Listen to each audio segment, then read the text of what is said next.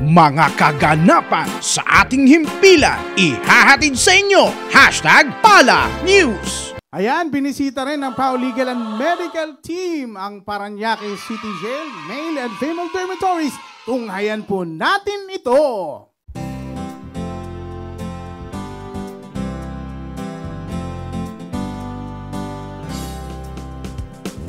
Buhay mo ay alay sa bayan. Ikaw ang pag-asa sa buhay. Mainap man ang katarungan, ikaw ang lakas at kanlungan. Nasa Parañaque tayo ngayon. Ito yung pagpapatuloy ng natin na pagpunta doon sa mga BJMP jails, no? Wala ngang palya ang pagbisita ng Public Attorney's Office sa ating mga kababayang persons deprived of liberty sa ilalim ng proyektong PAO Legal, Medical, Dental, Optical, Jail Visitation and Decongestion Program. May ngiti ang ating mga inmates, ang ating mga persons deprived of liberty sa araw pong ito. At makikita mo dito yung mga pangangailangan ng mga PDLs dito ay natutugunan ng Public Attorney's Office. Katulad ng medical, legal. Ayon sa pinakahuling tala, ang total population ng Parañaque City Jail Male and Female Dormitories ay nasa 1,227 at 15 rito ay senior citizens. Ang kapasidad ng nasabing pasilidad ay dapat nasa 800 lamang, kaya ganun na lamang ang pagsisikap ng ating mga public attorneys na matulungan ang ating mga PDL sa kanilang mga kaso at may nais mangyari ang ating hepe. Dapat po itong 15 senior ay mapauwi na.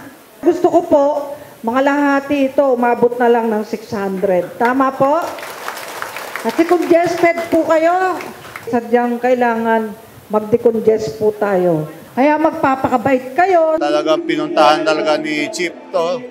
At nakita mo naman ang condition dito. Talagang super congested. Pero talaga tumuloy pa rin si Chief dito. At saka nakita mo kasama natin the whole time. Hindi maalis. Kitang-kita rin ang pagdagsa ng mga kababayan natin sa free medical services ng Public Attorney's Office. Dami, halos lahat dito ay nagkonsulta na sa mga doktor, mga dentista, at saka sa mga optometrist natin.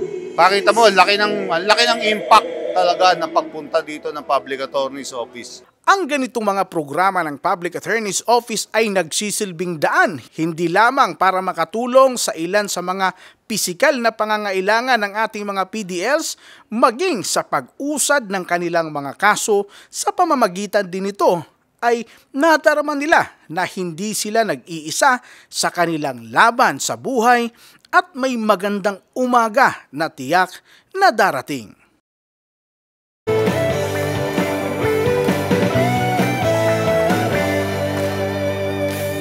Persida sa puso't isipan ang pangarap sa buhay. Maging abogado ng bayan, hustisya'y kanyang ilalaan. Sa kamay ni Persida, kabutihan ang ilalaan. Kanyang kayamanan, prinsipyo, dignidad. Persida Acosta, abogado ng masa. Persida Acosta, lingkod ng bayan. Persida may takot sa Diyos, nagmamalasakit sa kapwa. Persida Acosta. Para sa #PalaNews, ako si Gerald Drañez. Persida Acosta, hustisya para sa masa, katarungan laban sa kahirapan.